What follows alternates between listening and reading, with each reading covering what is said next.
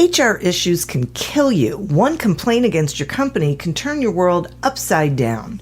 And you spend way too much time dealing with HR when you should be spending your time on making a profit. You should talk to Bambi. With Bambi, get access to your own dedicated US-based HR manager starting at just $99 per month. They get to know you and your business while providing HR expertise and the personal touch you need and want. They're available by phone, email, and real-time chat, so onboarding and terminations run smoothly. Team members reach peak performance, and your business stays compliant with changing HR regulations.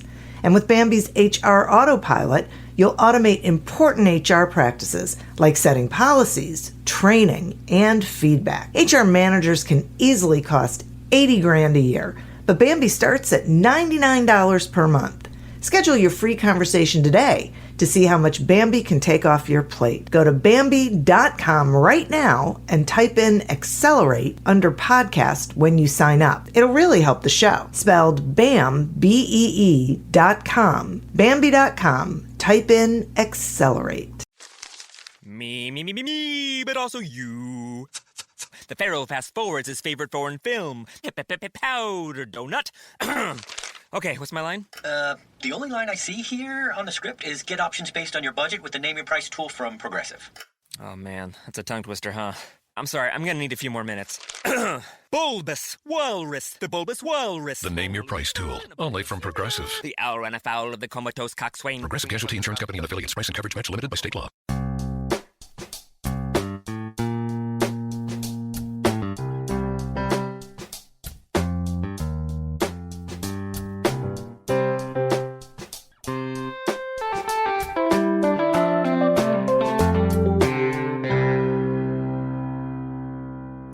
Welcome to Accelerate Your Business Growth with your host, Diane Helbig.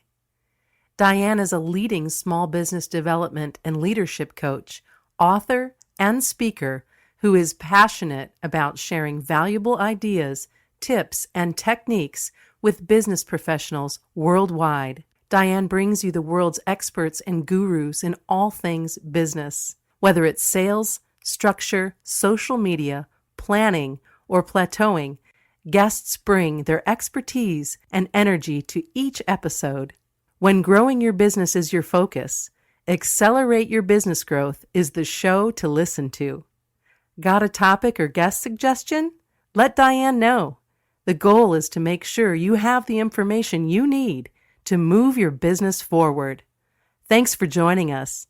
Settle in and enjoy. Hi, everybody. Thanks for joining me. This podcast is sponsored by Audible.com. We are offering a free trial to Audible.com so that you can get an idea of all of the content, the Audible content that they have, in addition to the audiobooks. So we all know about audiobooks, but they have so much more. So please go to audibletrial.com/businessgrowth and sign up for the trial. Go exploring around. I think you're going to find some really fabulous content that you can listen to whenever you want to. Over the years, this Accelerate Your Business Growth podcast has gained recognition as a great resource for small business owners, business leaders, sales professionals. We have been included on lists of the best podcasts to listen to for a variety of business reasons, and that's because of the guests. These are folks who have expertise in particular areas of business, and they join me for a conversation where they share that expertise with all of you. That way you can get the information you're looking for, you can implement new strategies, you can connect with these experts, and implement processes and ideas that can help you be more successful. Today's no different. My guest today is Laura Licursi. Laura has been in the virtual assistant space for 23 years, helping business professionals, attorneys, and small business owners go from overwhelmed to structured and productive. Laura worked as a VA after leaving corporate America in 1997 and opened her agency, Elite Virtual Assistants, in 2015 in an effort to offer the same schedule and work flexibility to other professional women so they can live a life that's rewarding and fulfilling. Thanks so much for joining me today, Laura. Thank you for having me, Diane. I'm excited to be here. I am thrilled to have you here. I will just say a couple of things before we get into the meat of this. First of all, I love structure and productivity. So this is why this is a topic that I really enjoy. And for the benefit of the listeners, in the interest of full disclosure, I've known Laura for a couple of years. We worked together on a project, so I can, vouch for her later on when she tells everybody how to get a hold of her. I can tell you she really knows her stuff. So, not to, make you feel like now you really got to be doing this thing. Just throw the heat on. Exactly, right? Pressure's on. Oh, my gosh. So we're talking about delegating today, and it's always so interesting to me about small business owners, like even myself, that there's this thing we know we should delegate, but we don't know how to delegate, and sometimes we feel like it creates vulnerability in us. But so I'm curious about, like, what is the biggest delegating mistake you've seen people make over the years? I think the biggest mistake is coming into the relationship and not having a realistic expectation.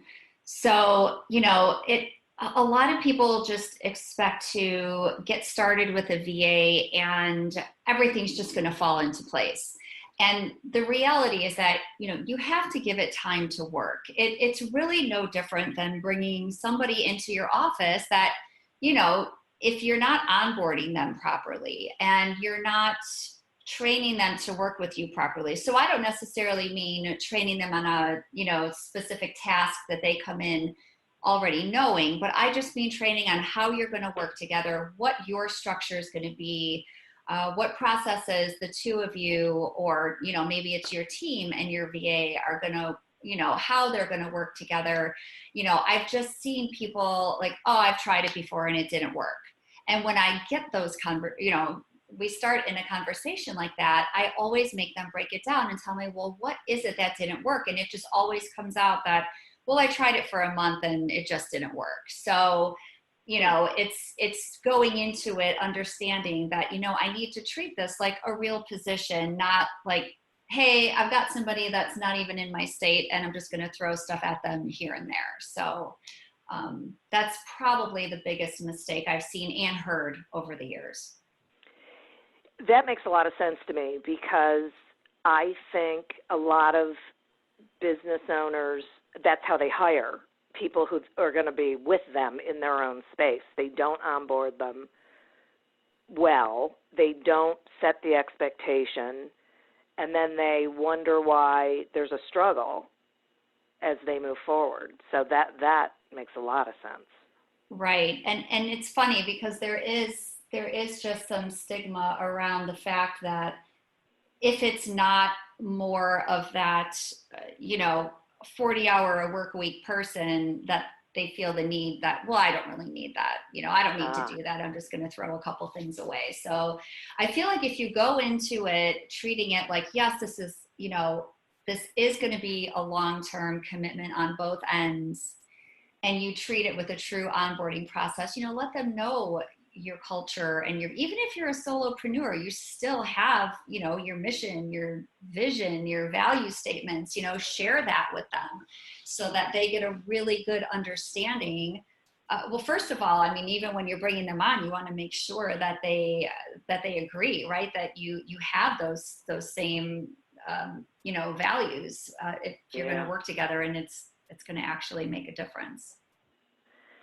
Yeah, that's, so it sounds to me like they need to treat this person really like they're hiring them, like they're part of the team, like they're an integral part of the company, not a vendor. Exactly.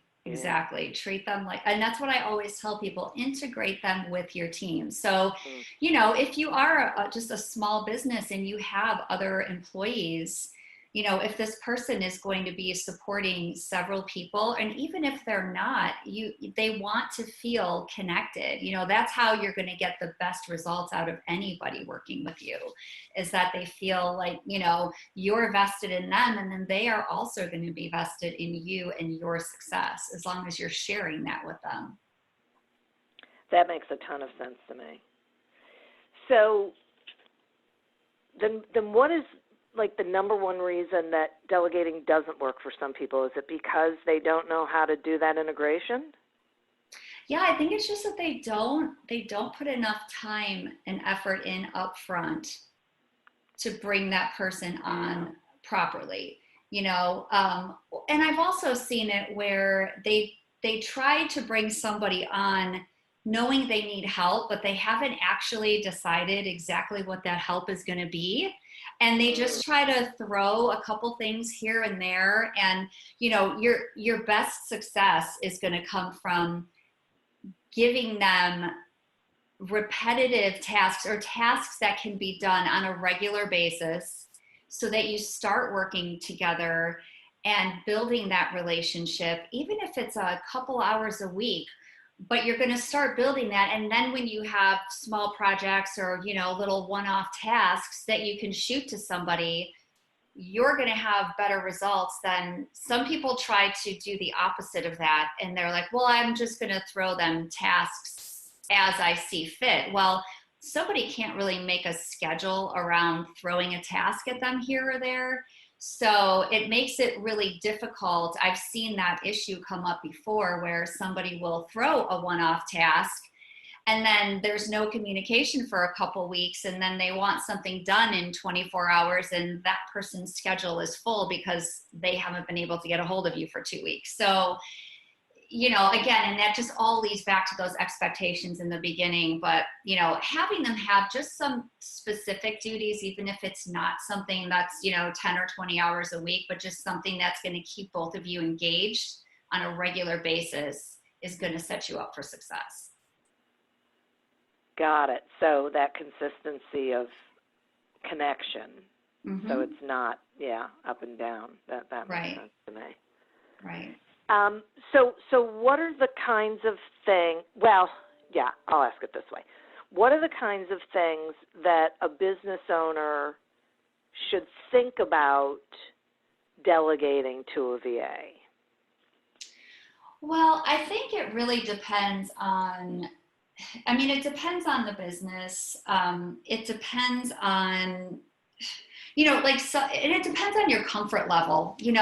Honestly, I feel like that's also a big part that people need to consider, is how comfortable you are with giving off certain tasks. So, one thing that I always say is make a list and just write down those things that only you can do. These are things that nobody else can do but me. And then there's usually everything else.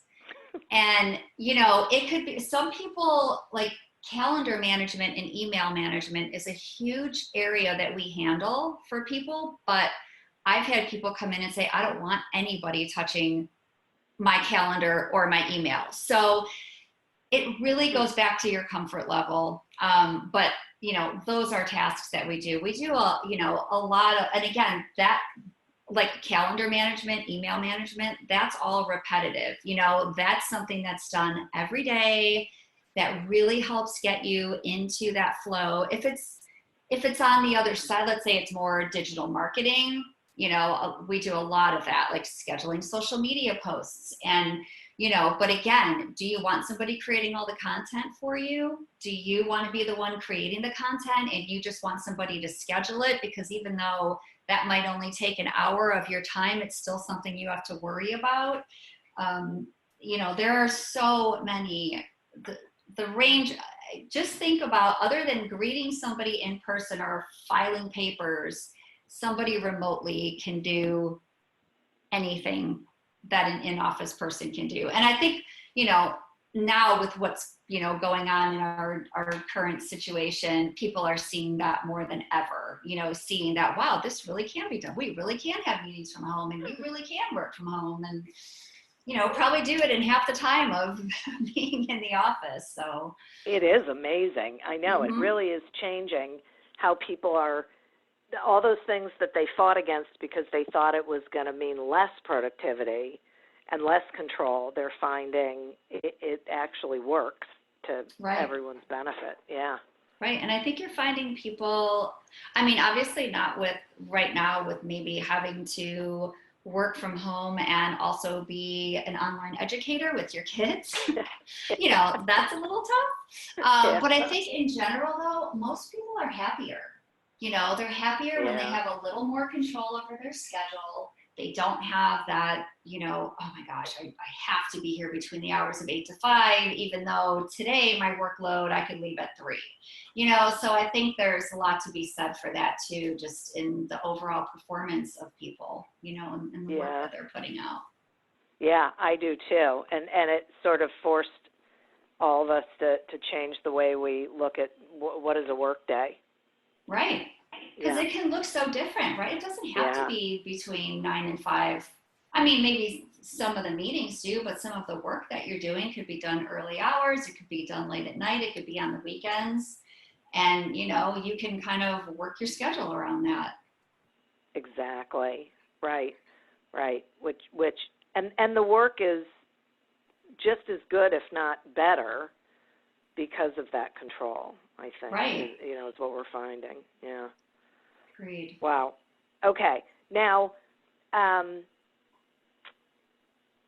would you say that, because I was going to ask the question, is there anything that you would say like a business should not delegate, but it felt like what I was hearing was really the only thing that they shouldn't delegate are the things that only the owner can do, whatever those things are, whatever the owner says, this is mine, I'm the only one who can do this, that anything else could be delegated.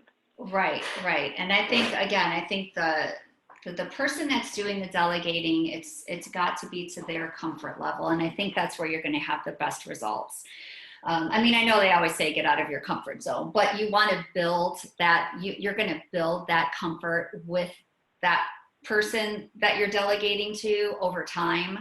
And then you can maybe, push yourself outside of that zone. Like maybe I can offload this now. But yeah, definitely just start with something that you can, and it really should be something that you can measure, something that like, boy, this is really taking 2 hours out of my day. It's only taking this person 1 hour, but it used to take, 2 hours out of my day or 2 hours out of my week. Make sure that, because sometimes you could be offloading things that you actually can do faster.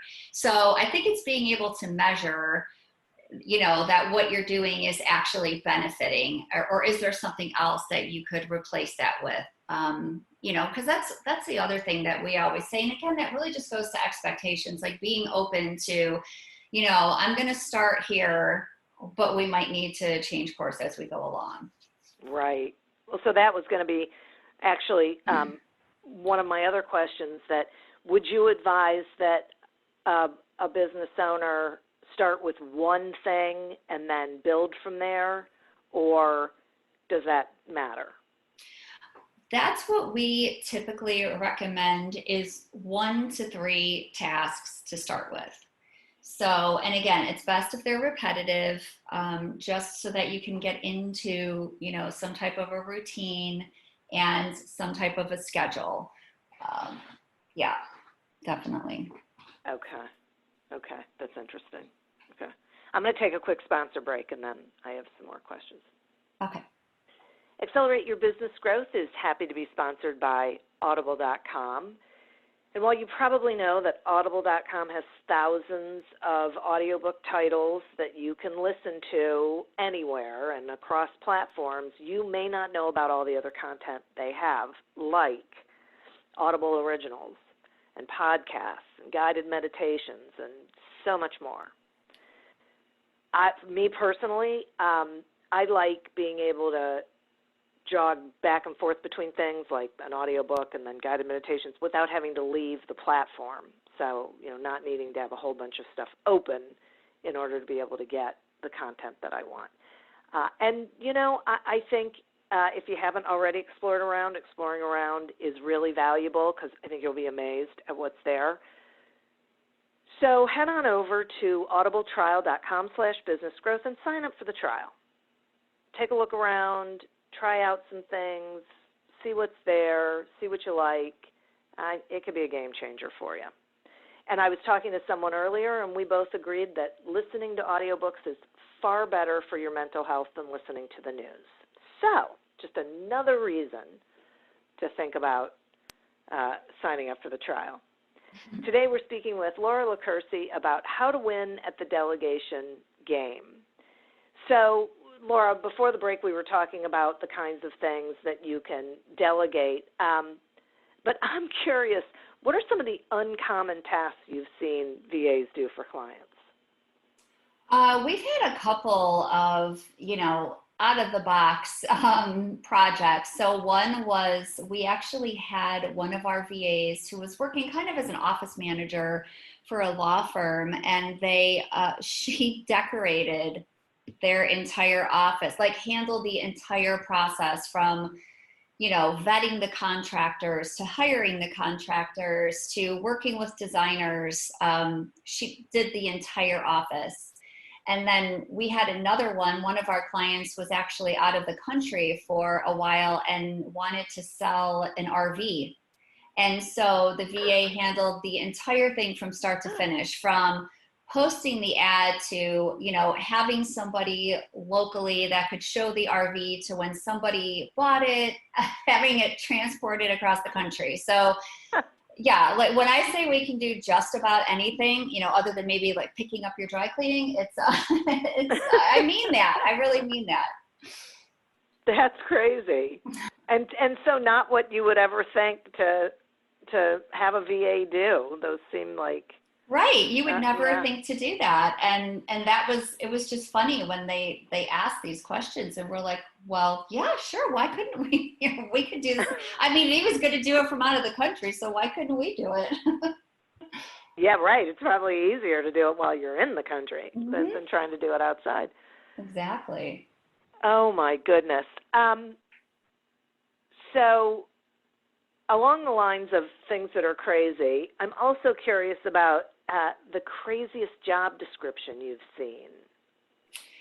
So the one I was going to use, the one that I just received recently, completely just blew that one out of the water. So we had somebody come to us, and we did not take this on, but they asked us to make 500 calls a day to a police station to follow up on a report that they had filed years earlier that they had was never resolved. And they wanted us to just, basically spam, I think, the police station and call repeatedly about this report. Wow. Yeah. I mean, how odd is that? I don't know, it was just the strangest request I've ever, I was like, oh, I have to use that one because that was by far out there. and people note what she said was, we did not take that on. We did not. That is correct. Oh my God. Morals and values. That does not fit into it. Exactly. But that's another good thing that people should know, that this isn't I'll do anything for a dime. This is, we have a skill set and values and policies, and as long as we have a match along those lines and it's something that we are skilled to do, right, we'll do it. Otherwise, right. I have to say, we have, we've turned away quite a few potential clients, and sometimes it's been more on the lines of, I'll tell somebody, you do not need to pay an agency fee for what you need done. I will direct them to, go to a Facebook group where there's virtual assistants and clients, where they're all in one group together. Like, that's outrageous to, just to think that, oh yeah, we're just going to take whatever business we can get. I mean, that's really not what what we're about or what our model, suggests either. So sometimes it's just not a fit. I like to have conversations with people because I it's always interesting to me, just to learn about people's businesses, see the different types of help that's needed out there. But yeah, it's not always a good fit for us. So, and we're not always a good fit for them. So, and then, how do I want to ask this question? When it comes to follow up and communication, are there certain strategies that you think work best? Like, does the agency say, okay, and then this is how we're going to agree to meet, or is it a collaboration with the client, or does the client say, this is how often I want to get reports, or whatever that is? How does that go? Yeah, I mean, we like to do, obviously we work with our clients, whatever's going to work for them, but we have an onboarding process, if you will. So when we do our onboarding call, we go through best practices, setting up those expectations from the beginning. We always recommend that people, actually, while we're on the call, we have them schedule their weekly meeting. I always say, you can change it later, but I want to get this on the books so that every week you guys have a day and a time that you're going to check in with one another. And that needs to be over the phone or via Zoom. You don't want all of your communication to be through email or Slack or text messages. There's too much lost in translation that way. And the more that you communicate, especially in the beginning, up front, like those first 3 months are imperative, but those first 4 to 6 weeks are crucial. And if you can meet twice a week, meet twice a week. But it's so much better to get an understanding of, okay, we're on the right track, or no, we're not, like, this isn't working, let's try this. And being able to do that and talk openly with one another is important. And yeah, we always, our clients actually get a link to their hours reporting so they can jump in at any time and see it. But we also have our VAs send a weekly, we call it like a Friday wrap-up call, email. And, they'll kind of give like a quick little synopsis. This is what I did. This is how many hours you have left. And here's my time report. So we do, commit to doing that every week, because I think it's important. And it's important to send it out, but it's important for the clients to read it, to be able to look at it and see where your time is going, especially in the beginning, like I said, to gauge, like, yeah, we're on the right track, or, maybe this is taking too long. Let's see what's happening. Is there a bottleneck somewhere or a misunderstanding? So it's just really important to keep those lines of communication open and meet as often as you can. The people that we've had the absolute best success with over the years, they meet 2 to 3 times a week. It could be 10 minutes, but it's just a really quick, how are we doing? Wow, that's interesting. And do you find that most clients read the reports? Some do, and some don't. The ones that do are never surprised. The ones that don't sometimes have questions, but we always work through it. We keep our lines of communication wide open, and then we can always refer back to, let's look back at this report or this email, because at least we've got that paper trail of this is what happened and this is where the time went, or but that's why it's just really important to make sure that you're in the game as much as your VA is as well. Just paying attention to it's just like with anything that you're having done. Gauging the process as you go. Right. Yeah. So, okay. One question or one concern, I will say, that I think people have is trust. And as a matter of fact, I had a client who was going to hire like an executive assistant, and one of his big concerns was the security of his accounts, like passwords and things like that. So how can people protect their passwords when they're bringing in someone totally from the outside? I always suggest using a password manager. Now, it's not 1,000% foolproof, because there are some applications where a password manager just doesn't work. If you have somebody doing something for you, let's just say on behalf of Facebook, somebody needs to be in as you, then that obviously is not going to work.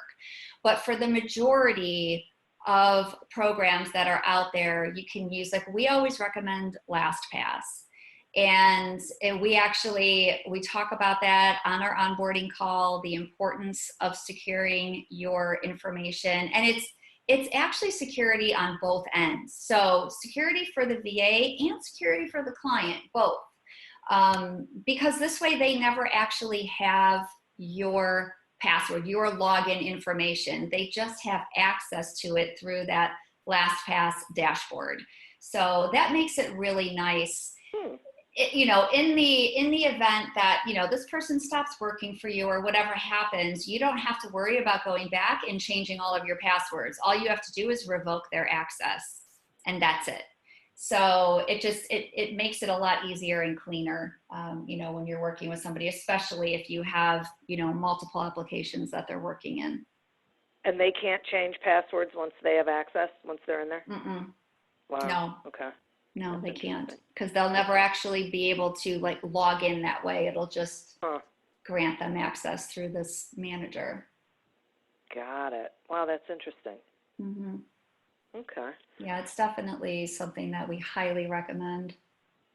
And it feels to me like there's real value in going with an agency like yours as opposed to an individual VA, because of the variety of skill sets that an agency would have just from the variety of people, VAs that they would have under their roof.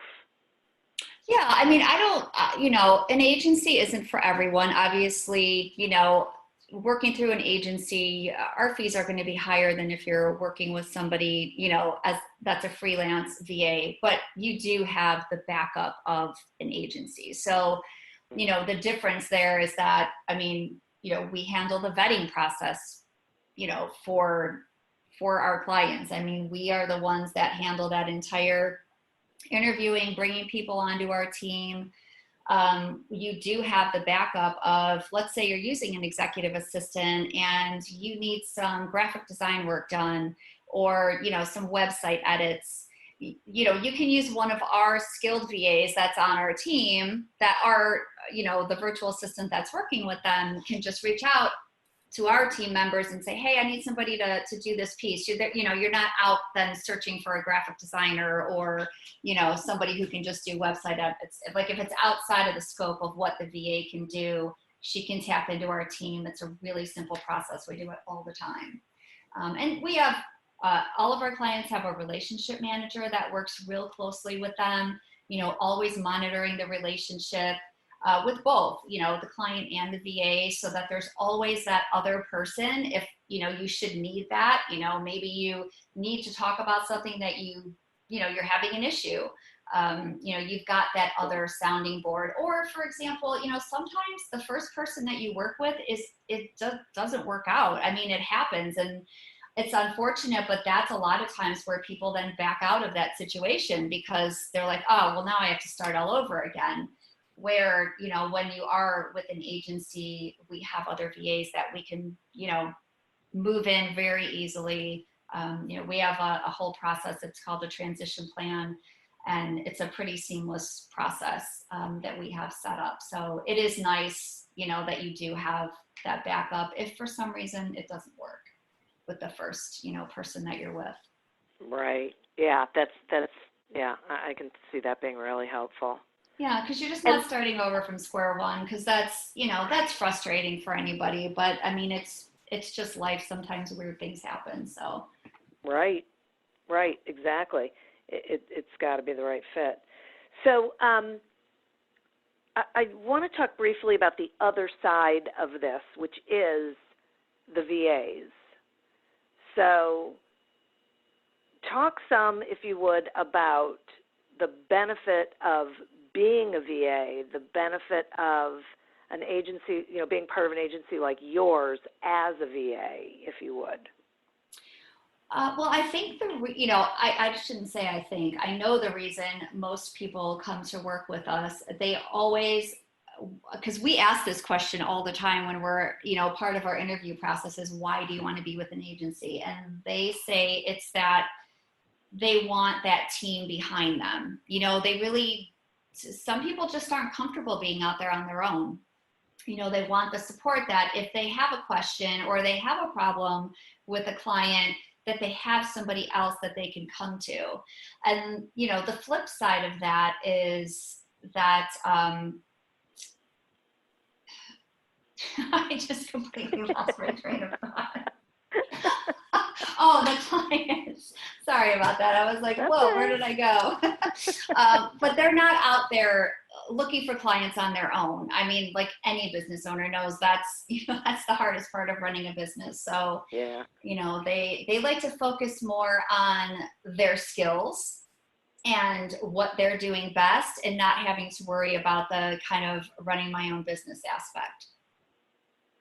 Yeah, I would think that part would be, both of those, that they don't have to bring in the clients and they're part of a community of people. They have that backup and support and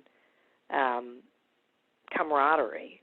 Right. They have a question on software or something. We use Slack and, somebody reaches out for help or, people are always jumping in to offer advice or handle a piece of a project. We work really hard to build a really good community and support system around our VAs. So we try to keep them as engaged as possible. Yeah, it's really great.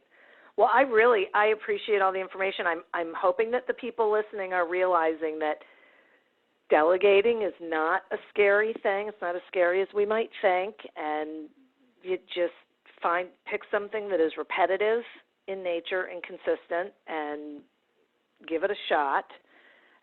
So for anybody who might be interested in, and for all the listeners, will you share how they can find you and anything you've got going on that you think they should know about, please?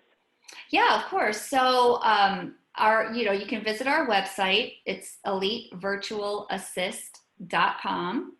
And all of our information's on there. So the services that we offer, our pricing, how we work, everything is on there. And then you can, schedule a call with us. And then we actually, we are going to have a special running in October where if anybody, signs on with us by October 31st, we will offer a $100 credit either on their second invoice with us, or we will give a donation to the charity of their choice in their name. Wow. So yes, we are big believers in giving back. So I know you are. That is awesome. Well, thanks, Laura. I really appreciate you spending the time with me and dismantling some of the scariness and myths about delegating to VAs. I think it's critically important, especially these days. Yes. Well, thank you so much for having me, Diane. I really appreciate it. Absolutely. And listeners, thank you. I would also, of course, like to thank Audible.com. Head on over to audibletrial.com/businessgrowth, sign up for the trial, and check it out. Go looking around, find some content that really resonates with you. As always, continue to prosper and be curious. And until we meet again on another episode of Accelerate Your Business Growth, goodbye and good day. Oh, what's this? Zenni's 3D virtual try-on. Pretty cool, right? Wait, are those prices real? Do they have glasses for men? Yep, they also have affordable blue light glasses. Seriously? At those prices, get them all. I like where this is going. Zenni.com. Prescription glasses starting at $6.95. Me, but also you. The Pharaoh fast forwards his favorite foreign film, Powder Donut. Okay, what's my line? The only line I see here on the script is get options based on your budget with the Name Your Price tool from Progressive. Oh man, that's a tongue twister, huh? I'm sorry, I'm gonna need a few more minutes. Bulbous Walrus, the Bulbous Walrus. The Name Your Price tool, only from Progressive. The owl ran afoul of the comatose coxswain. Progressive Casualty Insurance Company and affiliates. Price and coverage match limited by state law. The Jim Stroud Podcast explores the discoveries and trends forming the future of our lives. Brain-to-brain communication, robot bosses, microchip implants for workers, and artificial intelligence replacing human workers are all happening now. If you want to know what's happening next, subscribe now to the Jim Stroud Podcast.